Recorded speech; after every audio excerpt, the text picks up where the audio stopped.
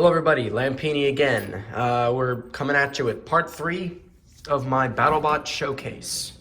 This is the final Antweight in my collection, and it's the one that I finished most recently. This robot's design was finalized January of this year. He's went through several iterations, which I'll post videos on, in this video. But let me introduce to you my third and final Antweight. This is Whirlwind. Whirlwind is, as you can see, actually has a vertical spinner. It actually has a kinetic weapon as opposed to lifters like Galaxian and Vindicator. He is the most sophisticated Antweight that I've made. If you look around back, you can see how compact the electronics are compared to his two other relatives. You can see he has the same large battery. You can see I did the same strategy I did with Vindicator, where I took the plastic casing off the receiver. But other than that, a lot of the insides are very similar. The most interesting part comes up front with this spinning weapon here and this wedge. The wedge is incredibly important because I was having trouble with the spinner, and the whole reason why it Whirlwind is as effective as he is because of this wedge. You see, with a vertical spinner, it's all about hitting a robot in such a way that it propels them upward, flipping them over. It's kind of got like an uppercut effect. It wouldn't be able to do that without this wedge, because you can see the direction at which the weapon hits. Oops, just knocked the camera. When something comes up and it gets hit, you can see it propels it up and out like that. But if this wasn't here, it would hit somewhere around here, which if it hits there, the robot's getting thrown that way. So it's not necessarily that effective. So I added this little wedge scoop in here to platform up robots right into the blade, and you're gonna see that when we test them out a little bit. But there he is. He is about 1 pound exactly, I believe. In fact, we can actually weigh him right now if you wouldn't mind. You can see it right there. The little, actually, you kind of can't. Let me elevate this guy up here so you can get a better look at it. So there it is. That is the scale. Let us see how much Whirlwind weighs. If I remember correctly, he's 1 pound exactly. So if I put him on here, 1 pound exactly. So that's one of the coolest and one of the biggest achievements for me, is that I was able to make him 1 pound exactly. So we're gonna be doing the same thing that we did last time. We're gonna take him apart, and we will take a look at inside, because he is a little bit different than Vindicator and Galaxian, because he has an active weapon. So we're going to take a look inside.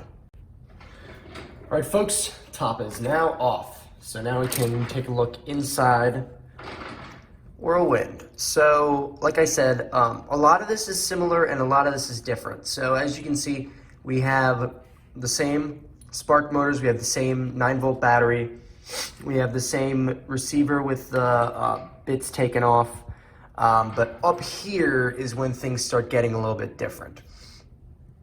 This right here is the speed controller for this motor up here. And you can see the wiring from the brushless motor comes in, connects right here to these red wires which feed in through here. I actually had to solder these little black parts here. These little black parts are, so let me move over here so you can get a better look, and let's see if I can brighten it up so you get a better look. There you go. So you can see that this black bit is what connects them. They're like little, I think they're called bullet connectors. They're just little things that you plug in. I had to solder these cut my own way, and then they feed around into here. And that's what a lot of this was like, because as you can see, it's the most compact robot that I've had. And something that I realized with this robot that I didn't realize with Vindicator or Galaxian, at least not to the same extent, was placement of every single one of these components. I couldn't just haphazardly put these things in.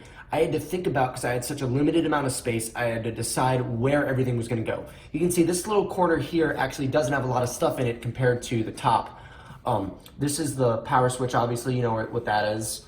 And it comes out through the back like that. I think it's, you know, pretty sturdy in there. Over here are our two tiny ESCs. So you can see how tucked away they are. Like, as you can see, it's hard for me to get to them. If these need to be like recalibrated or something, I really have to go out of my way to pull them out. But I had no other space for them because, as you can see from here, like receiver, speed controller, I don't even think there's anything really under it, but you have the two spark motors here, like, for crying out loud. You can see the red wires here are basically smothering the spark motor, so there wasn't a lot of space to waste here. I had to make sure everything fit. And you can see this battery here is big enough as it is. It takes up enough space as it is. But like I said, I needed a powerful battery because this was a robot that was going to be very power intensive, and it relied on the power of this battery to be effective. Vindicator and Galaxian don't necessarily need more power to be effective. If they have more power, they'll be able to drive faster, but that's about it. With Whirlwind, he has a third motor to work with. Right? He has a third motor that needs to be driven at incredibly harsh speeds, as well as being able to drive at, you know, 80% to full speed. So he needs the most powerful battery that he can get. So that's why I decided to go with. I still work with 9-volt batteries. I don't do LiPos or anything like that. This is a lithium-ion rechargeable 9-volt battery, 800 milliamp hour current, which I think is very powerful. I think it gets the job done perfectly. So I'd say that's the inside of Whirlwind. So now I'm going to put the top back on. We're going to jump cut once again to the arena. We have some interesting stuff here, though, because this time we're going to get this blade going, and we're actually going to see some destruction. Okay, folks, we're back in the arena. Here we are. Now, there is Whirlwind right there, and I have some things here that he's going to tear up. We have R2-D2 over here. We have this old mouse that I found in my desk. I don't know. It's got this like rubbery surface, which is going to be cool to see it get torn up. And then my beautiful corpse bot, which has really seen better days. I have some great videos of Whirlwind tearing him up. I have this great slow motion video of him ripping some of this off. In fact, I might actually put that in the video, but yeah, this guy's seen better days. But wow, yeah, look at that. He's going to get chewed up. Not like he already has been already. Okay, so please excuse me as I turn him on.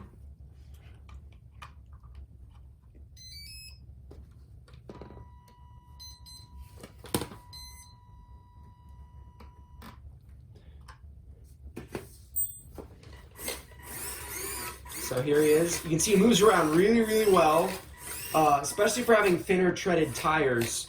And now this little stick here is what's going to turn on the blade. Ooh! Alright. Oh, something came off. Oh boy.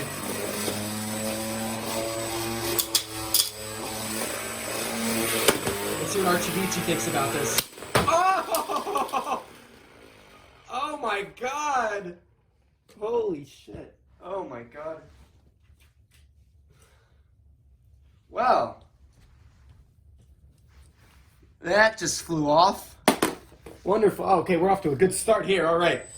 Let's see more. Let's see what this mouse thinks. Oh, dear Lord.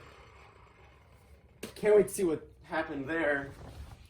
I chucked it real high in the air. Actually, it doesn't look like it did that much damage, actually.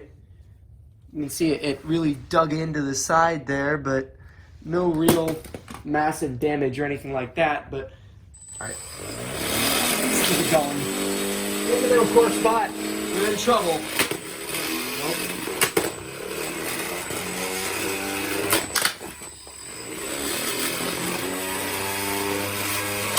Oh boy, yeah. Threw that out.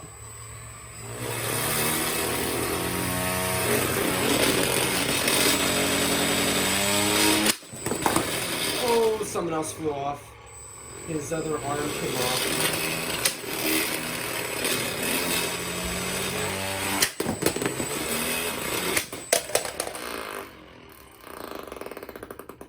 let's see what we have seen. So there's a gash right there. There's a gash right there. All right.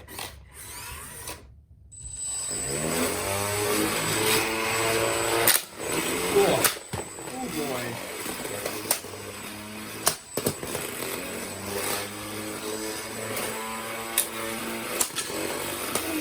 Oh. Holy God. He just, I don't even know what he tore off, but, some piece there. Oh, good grief.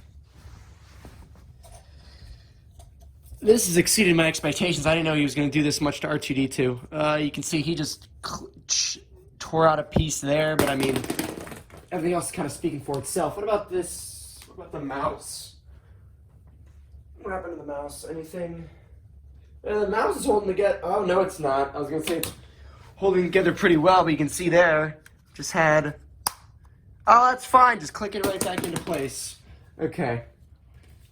We're going to stick around some.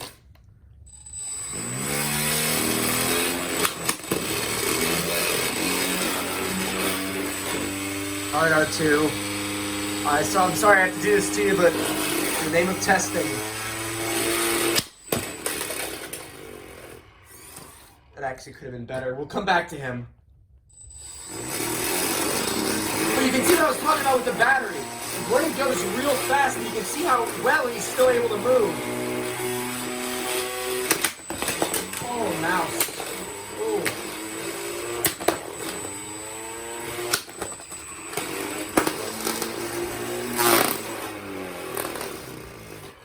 Uh-oh. I think his blade is scraping the floor again. That's all right. All right. Prepare to meet your maker, Corpsebot. You are in trouble. Oh. I just hear like shrapnel coming all over the hitting all over the room.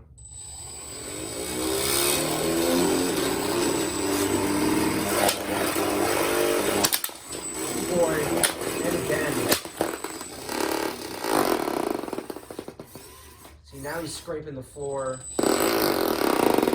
See, that's not good. See, he had a problem with that in the past, where he would scrape the floor whenever he would spin. Doesn't look like he's doing that at the moment, but he's not doing that right now. But that was a problem with him actually. Here, let me show you what I did to combat that issue, because it was a serious problem. I added this little nut strip here to the side.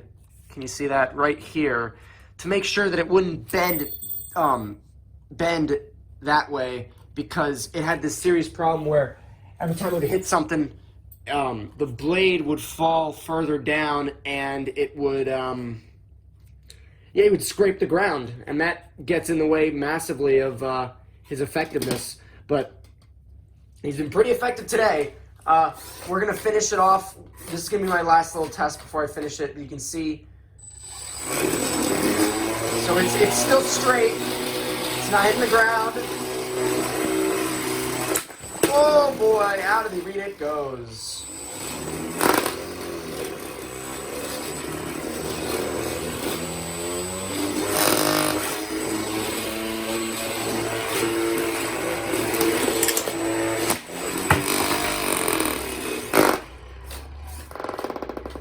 Yeah, see, that's not good. You can kind of hear it. Where's the key? I'm gonna turn it off now. But you can see that's not a good thing, where that it is scraping the ground, obviously. So I might need to find a better way to lock that piece in. I might have to screw it back in, like really bend this in. But you could hear it scrape the floor, and that's just all in all not going to be good for it. So I'm probably going to modify that, but that was Whirlwind. I hope you enjoyed that as much as I did. See you guys.